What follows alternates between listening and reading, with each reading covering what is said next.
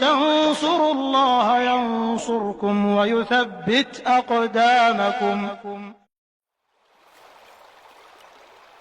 Dunia itu adalah negeri yang penuh dengan ujian dan juga cobaan. Ujian dan cobaan hidup itu banyak sekali. Kalau disimpulkan, maka ujian dan cobaan di dunia itu, kata para ulama, ada 3. Yang pertama, ujian berupa kenikmatan atau segala sesuatu yang serba enak dalam hidup ini. Yang kedua, ujian keburukan atau segala sesuatu yang serba tidak enak dalam hidup ini. 2 ujian ini disebutkan oleh Allah Subhanahu wa taala, di antaranya di surat Al-A'raf ayat 168. Wa balawnahum bil hasanati was sayyiat la'allahum yarji'un.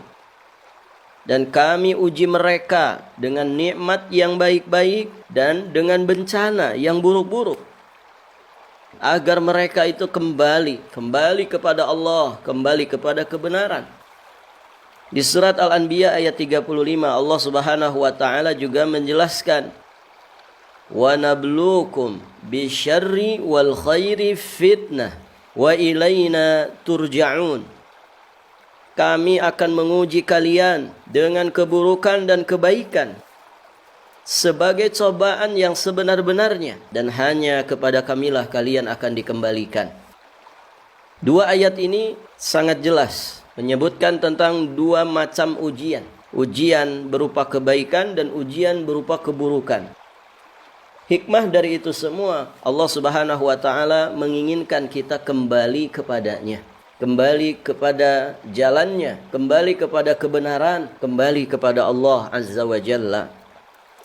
Kemudian yang ketiga, ujian berupa perintah dan larangan. Allah Subhanahu wa taala berfirman di surat Al-Mulk ayat yang kedua, Alladzi khalaqal mauta wal hayata liyabluwakum ayyukum ahsanu amala.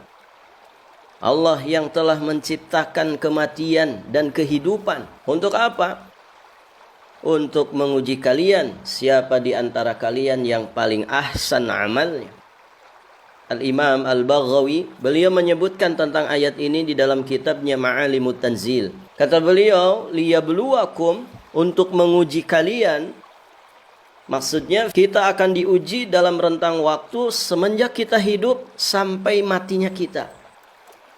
Ayyukum ahsanu amala. Siapa di antara kalian yang paling ahsan amalnya? Disebutkan, kata beliau, maksudnya adalah yang paling jauh dari keharaman, kemudian yang paling bersegera di dalam ketaatan.